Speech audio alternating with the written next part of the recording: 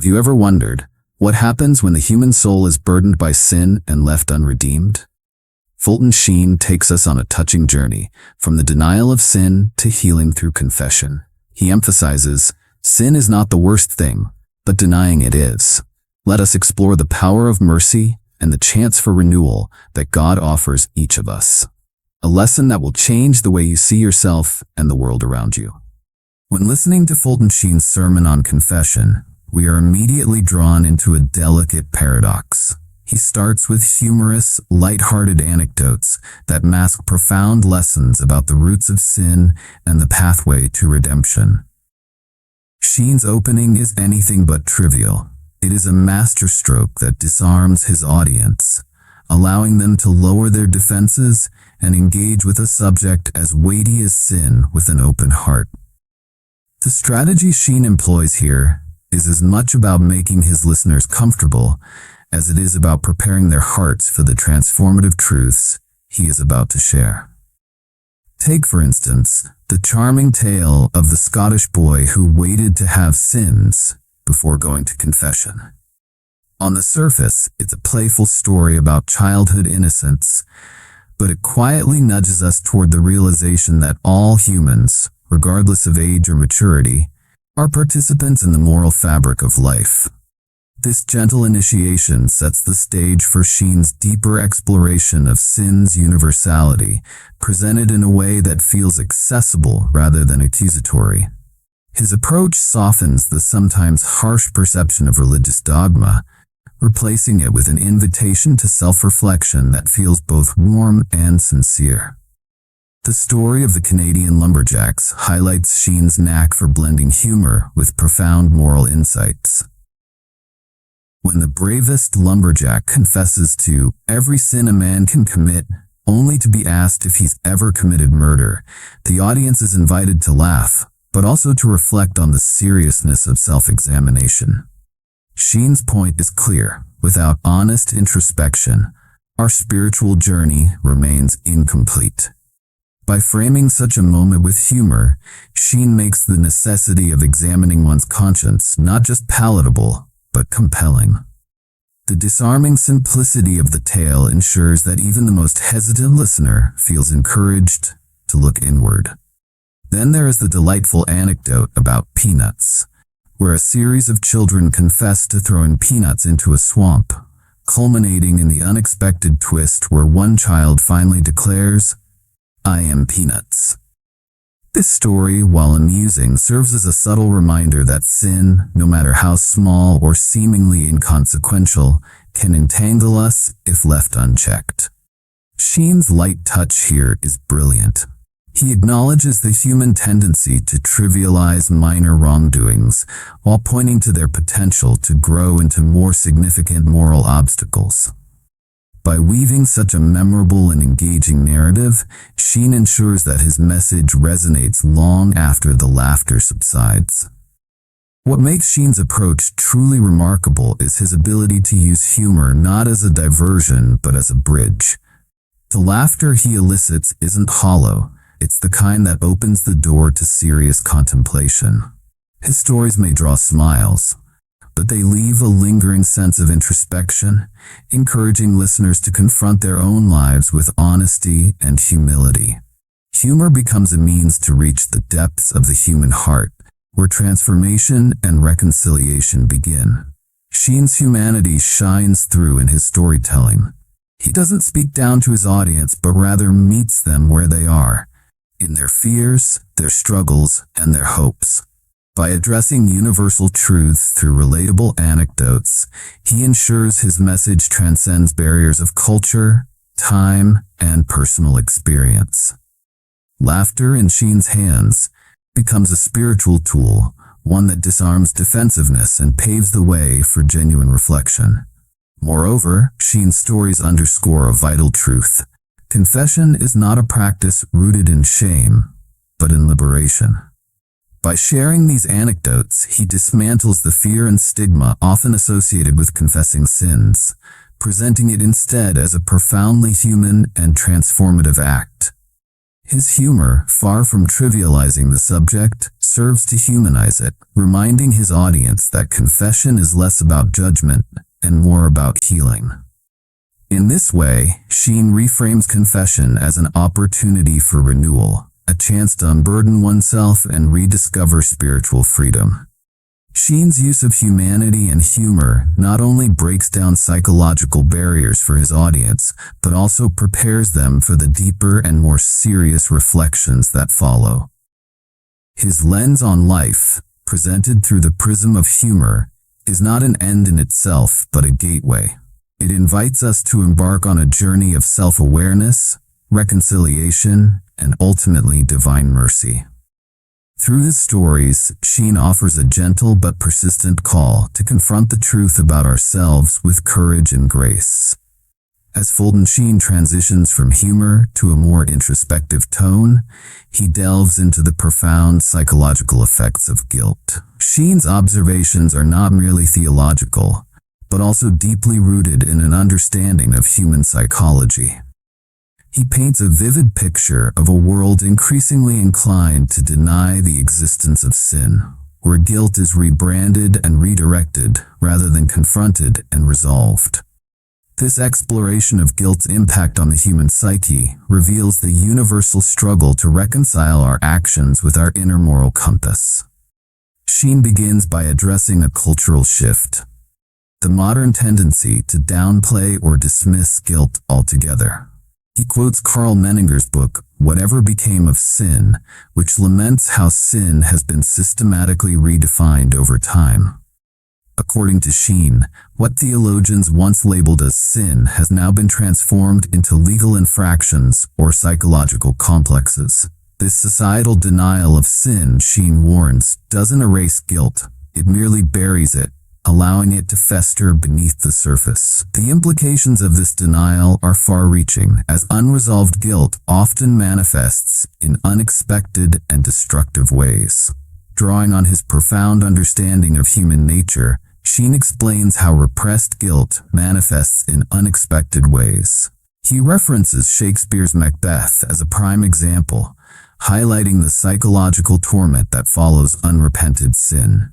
Macbeth, haunted by visions of daggers, and Lady Macbeth, obsessively washing her hands of imaginary blood, are emblematic of how guilt can distort the mind and disrupt peace. These characters' unraveling serves as a cautionary tale of what happens when guilt is ignored rather than addressed.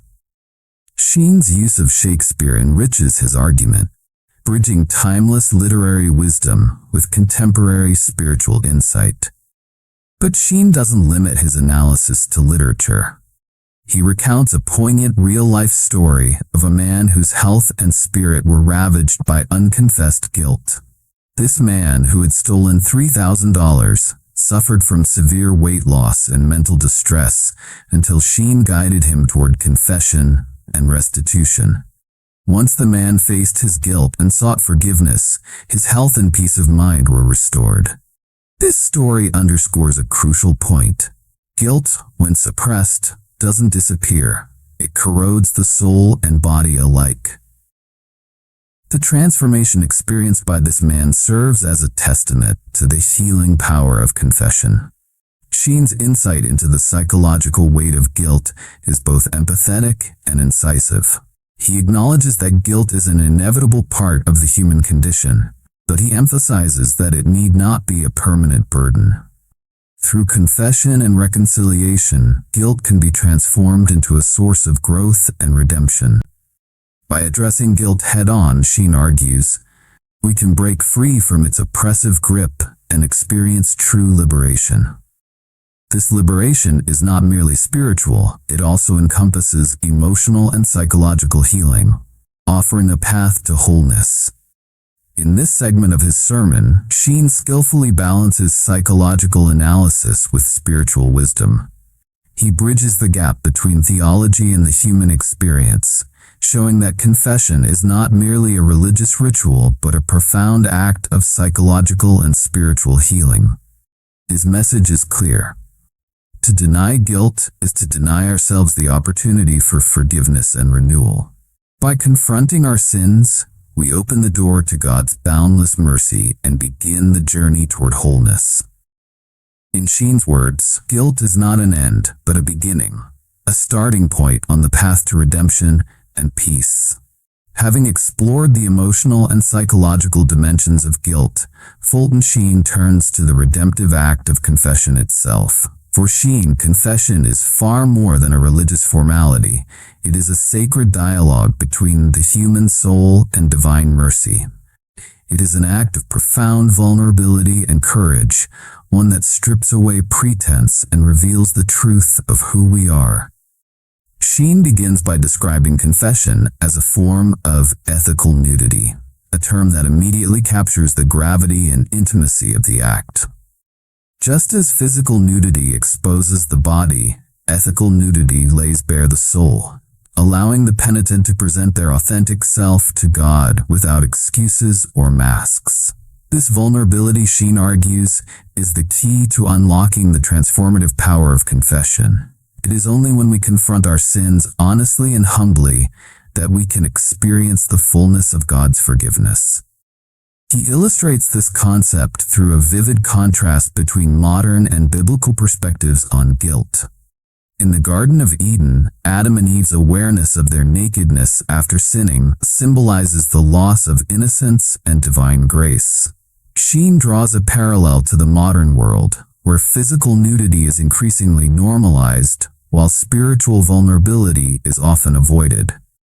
This irony, he suggests, reflects a misguided attempt to reclaim the innocence of Eden without the humility required to ascend Calvary. Confession, in Sheen's view, is the path that reconciles these two states, restoring the soul to its rightful relationship with God.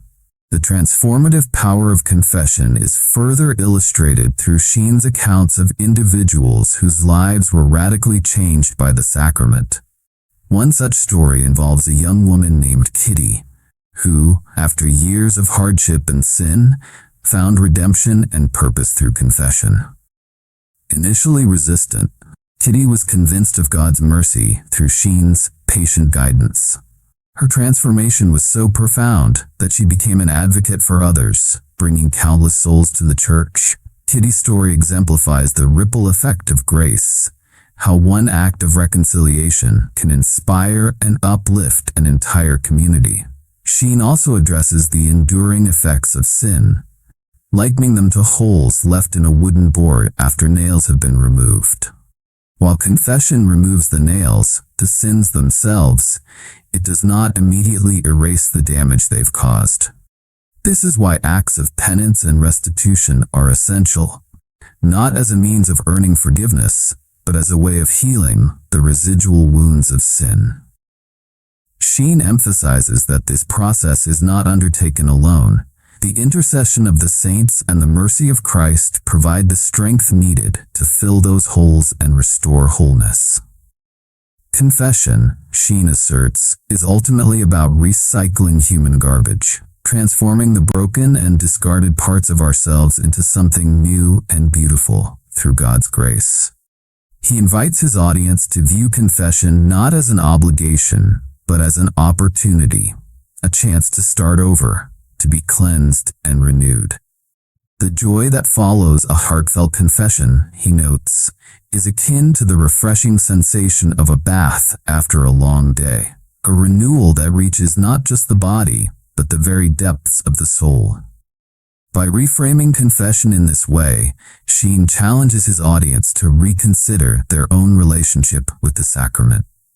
He urges them to approach it not with fear or hesitation, but with trust and gratitude, knowing that God's mercy is inexhaustible. In Sheen's vision, confession is not merely a practice for the devout. It is a gift for all who seek to reconcile with God and themselves, a transformative act that leads to a life of freedom, purpose, and peace. Building upon the foundation of confession, Fulton Sheen emphasizes that reconciliation is not merely a transaction, it is a profound transformation of the human soul. Reconciliation for Sheen represents the bridge between acknowledging guilt and embracing divine forgiveness, a process that reorients one's life toward grace, peace, and renewal. Sheen begins by likening reconciliation to a homecoming. He draws on the parable of the prodigal son, where the son, burdened by guilt and regret, returns to his father, not expecting anything but a servant's role. Yet, the father's response, a jubilant embrace and a celebratory feast, illustrates the boundless mercy of God. Sheen highlights that God's forgiveness is not begrudging or conditional, but generous and overflowing. The act of reconciliation, then, becomes a joyful return to a loving relationship rather than a somber obligation. Reconciliation also involves a dynamic reordering of priorities. Sheen points out that sin disrupts the natural harmony of the soul, creating divisions within ourselves and in our relationships with others. Through reconciliation, these fractures are healed, and the soul is restored to its intended alignment with God's will.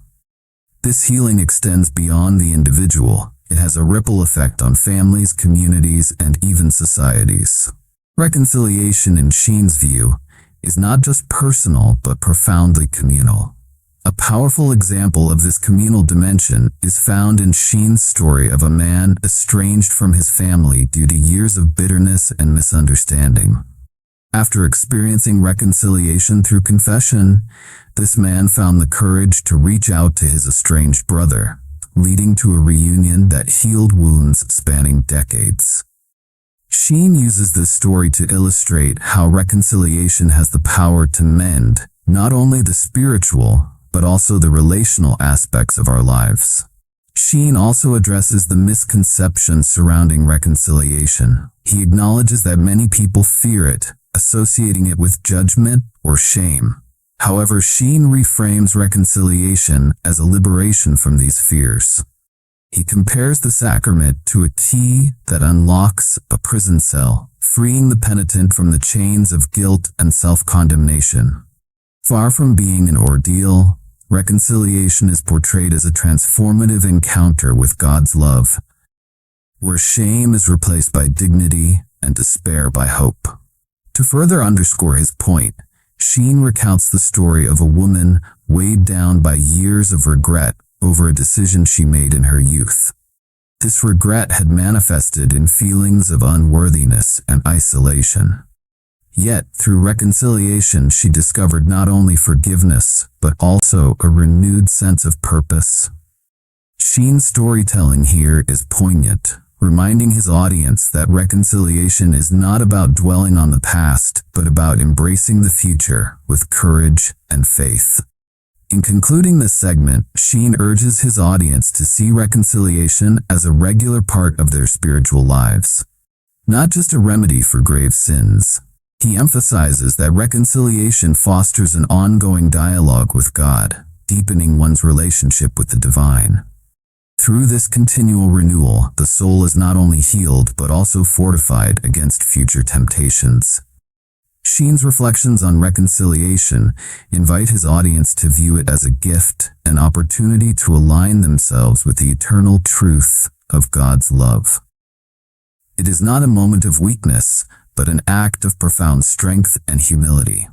By embracing reconciliation, we open ourselves to the possibility of becoming, as Sheen puts it, new creations, fully alive in the grace and mercy of God. Sheen's discussion naturally culminates in the immense joy that confession and reconciliation bring to the soul. For Sheen, this joy is not merely a fleeting emotion, but a deep and abiding sense of freedom. The spiritual freedom that comes from being unshackled from the burdens of guilt and sin. In this final reflection, he explores the nature of this joy and its transformative impact on the human heart. Sheen begins by emphasizing that true joy is rooted in the soul's alignment with God. Sin, he explains, creates barriers that separate us from this alignment, leaving us restless and discontented. Confession removes these barriers, restoring the soul's natural harmony and opening the way to divine joy. Sheen likens this joy to the feeling of relief and renewal after a long-awaited rain quenches a parched land. It is a joy that refreshes, revitalizes, and sustains. To illustrate this joy, Sheen recounts the story of a man who had avoided confession for decades, weighed down by a lifetime of guilt. When he finally mustered the courage to confess, his transformation was immediate and profound. The man described feeling as though a great weight had been lifted from his shoulders, and his newfound joy radiated through every aspect of his life. This story, Sheen notes, is not unique. It reflects the universal experience of those who embrace God's mercy through confession. Sheen also explores the communal dimension of joy, highlighting how one person's reconciliation can inspire and uplift others. He points to the angels rejoicing over one sinner who repents, emphasizing that the joy of confession is not confined to the individual, but resonates throughout the entire body of Christ. This shared joy strengthens the bonds of community, fostering a spirit of mutual support and encouragement. In a particularly poignant moment, Sheen speaks of the joy that confession brings to God himself. Drawing on the image of the Good Shepherd rejoicing over the lost sheep, Sheen reminds his audience that God's greatest delight is in welcoming his children back into his embrace. This divine joy, Sheen argues, is a testament to the boundless love and mercy of God, who desires not the condemnation of sinners, but their redemption and flourishing.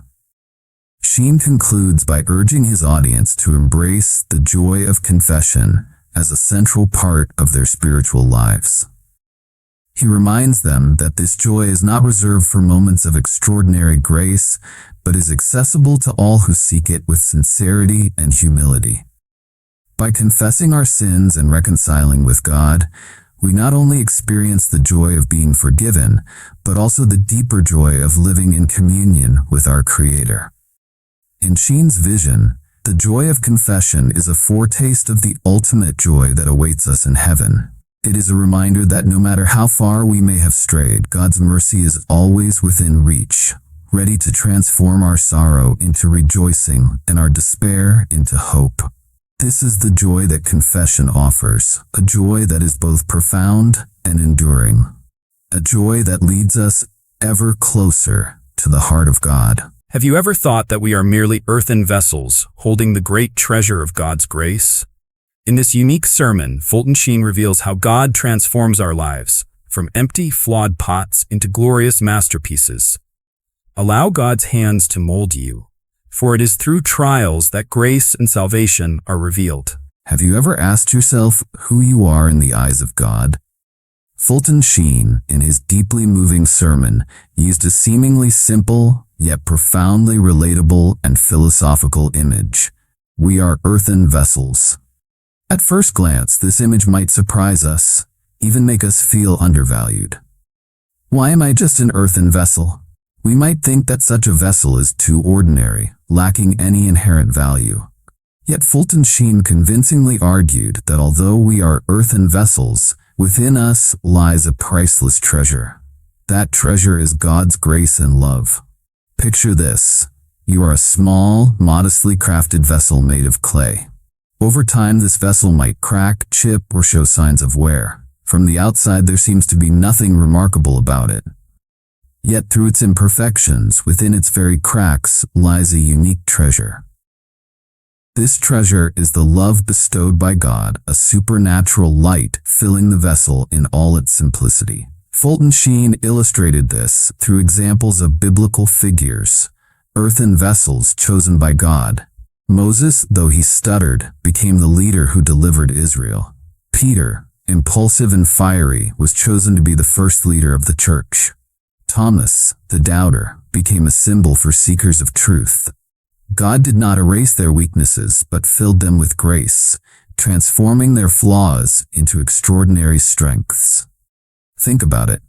If God can use such seemingly weak people, then you and I, as ordinary earthen vessels, can also carry a divine treasure.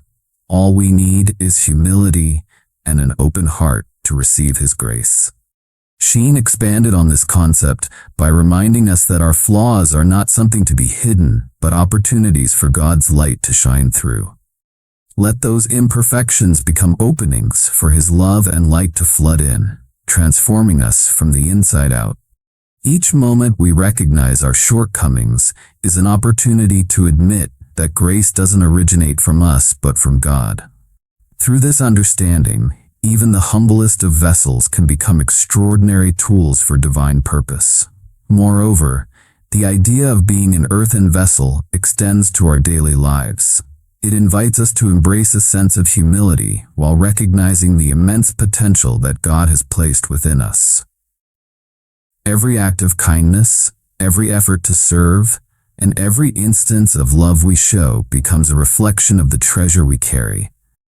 It is not about perfection, but about allowing the grace of God to work through us despite our flaws.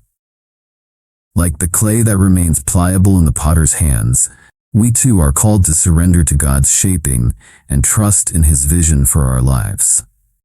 This imagery challenges us to see beyond the surface, both in ourselves and in others. How often do we judge based on outward appearances, failing to recognize the divine potential within? Fulton Sheen's metaphor reminds us that true value lies within, where God's grace resides. This realization calls us to treat ourselves and those around us with reverence, acknowledging that each of us carries a unique purpose and a divine treasure. Finally, the metaphor of the earthen vessel serves as a source of comfort and encouragement. It tells us that we don't have to be extraordinary by the world's standards to be used by God. Even in our brokenness, we remain valuable and cherished. The cracks in our lives, far from being a cause for despair, become the very places where God's light shines the brightest.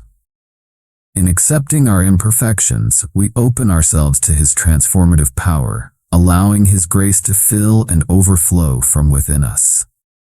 When you place an earthen vessel into a kiln, the goal isn't just to shape it into a beautiful form, but to strengthen it and enhance its capacity to hold. However, this process requires the vessel to endure intense heat and pressure. Fulton Sheen used this powerful image to explain the significance of trials in our spiritual lives.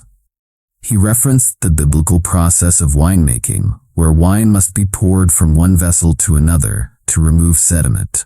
This process enhances the wine's quality, but is neither quick nor easy. Similarly, in God's hands, we must undergo trials and hardships to be refined. Sheen highlighted the Moabites in the Bible, a people who never experienced exile or difficulty. The result? Their wine was bland and flavorless. It is through trials and challenges that our faith deepens and our souls grow richer. Imagine those challenges as hammer blows or the flames of a kiln that burn away excess and strengthen us. God uses these difficulties to teach and mold us. Every loss, every hardship is a step toward becoming the person God desires us to be. Trials stretch us, not to break us, but to expand our capacity to hold His grace. Through the fire of adversity, we are not only refined, but also elevated. Through enduring trials, we develop true patience. Sheen emphasized that no hardship is ever wasted. All serve a divine purpose, helping us understand ourselves and God more deeply. Picture the earthen vessel in the hands of a potter. Even if it breaks, it can be reshaped and remade into something even better and more useful. This reminds us that, no matter our failures, God is always ready to work with us, molding us into a better version of ourselves. Trials also serve as reminders of our dependence on God. In moments of difficulty, we are often stripped of our illusions of self-sufficiency and brought to a place of humility where we can truly rely on His strength. These experiences teach us to trust in His plan, even when we cannot see the outcome. They remind us that God's purposes are far greater than our understanding, and His work in us is always for our ultimate good. Furthermore, trials have a way of revealing what truly matters. When faced with challenges, we are compelled to let go of superficial pursuits and focus on the things that endure. Our character, faith, and relationships take precedence over material success or fleeting pleasures. In this way, trials become opportunities for growth, shaping us into people who reflect God's image more fully. Sheen concluded by emphasizing that every trial is not just an opportunity for refinement, but also a way to feel God's presence more profoundly. Trials are the fire that tests gold, and we, as earthen vessels, can only become precious vessels through such testing. God's refining touch turns our pain into wisdom and our struggles into testimonies of His grace. Finally, the process of refinement through trials calls us to a deeper level of surrender. It is in the moments of greatest difficulty that we learn to let go of our own plans and desires, entrusting ourselves completely to God's will. This surrender is not a sign of weakness but of strength, as it allows us to align our lives with His divine purpose. In doing so, we become vessels not only of His grace but also of His glory, shining brightly even in the midst of adversity. In the metaphor of the potter and the clay, Fulton Sheen delves deeper into God's role as the ultimate craftsman. God as the potter has a vision for each of us, His clay. Yet, just as clay can resist the potter's touch or break during the shaping process, we too can falter. Sheen reminds us that this does not deter God's plans. Instead, He patiently reshapes us, even from our brokenness. Imagine the potter's wheel spinning, with clay being molded under gentle but firm hands. If the clay collapses or becomes marred, the potter doesn't discard it. Instead, he begins again, crafting something new. Sheen emphasizes that our failures do not mark the end of God's work in us. Rather, they are opportunities for Him to create something even more beautiful. This process requires our cooperation. The clay must remain pliable, willing to be shaped. Likewise, we must remain open to God's guidance, even when it's uncomfortable or challenging. Our role is to trust the potter's vision, knowing that His hands are creating something with purpose and love. With every spin of the wheel, He draws out our potential, molding us into unique creations of grace. Each stroke of the potter's hand reflects care and intentionality. God's touch is never random or careless.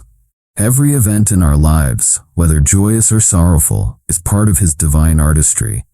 Even our brokenness becomes a tool in His hands, reshaped into something greater than we could have imagined. When we place our trust in Him, we allow His craftsmanship to turn our lives into masterpieces of purpose and grace. The potter's house, as described in the Bible, becomes a place of hope and transformation. Just as the potter does not give up on clay that falters, God does not abandon us when we stumble. Instead, He begins anew, working patiently to bring out the best in us.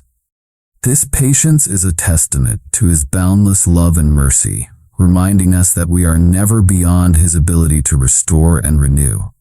Moreover, the potter's work requires fire to finalize the vessel's transformation. The kiln represents the trials we face, where the heat of life's challenges solidifies our character and faith. It is through this process that we become strong and durable, capable of fulfilling the purpose for which we were created. The fire does not destroy but strengthens, making us vessels fit for His use. In the hands of the master potter, even our flaws and imperfections are used for His glory. The marks and scars we carry are not signs of failure, but of redemption and renewal. They tell the story of a life shaped by God's grace, a life that reflects His love and craftsmanship. Fulton Sheen shifts the focus from the process of shaping to the end result, transformation. The ordinary earthen vessel becomes a masterpiece not because of its material, but because of the treasure it contains and the hands that crafted it. Sheen draws a parallel to the transfiguration of Christ, where His divine nature shone through His humanity. Similarly, when God's grace fills us, we radiate His light, even in our imperfections. The cracks and flaws in our vessel do not diminish its value, they enhance it, as they allow God's light to shine through more clearly. He also reminds us that the transformation doesn't end with us. As vessels filled with God's grace, we are called to pour that grace out into the world. Just as wine is poured from a vessel to bring joy and celebration, we too are meant to share God's love and blessings with others. This outward flow of grace completes the purpose of the vessel, turning it from a simple container into a channel of divine generosity. Through Sheen's profound insights, we understand that our journey as earthen vessels is one of continual shaping, filling, and pouring. In God's hands, our weaknesses become strengths, our trials become triumphs, and our lives become masterpieces of His grace. Beyond just being vessels, we are reflections of His glory, crafted to inspire and uplift the world through His unending love. Transformation is not merely about becoming something new, but about realizing the potential that God has already placed within us. It is a journey of discovery and surrender, where we come to understand that our true worth lies in Him. As we allow His grace to flow through us, we fulfill our purpose as vessels of His love, bringing light and hope to a world in need.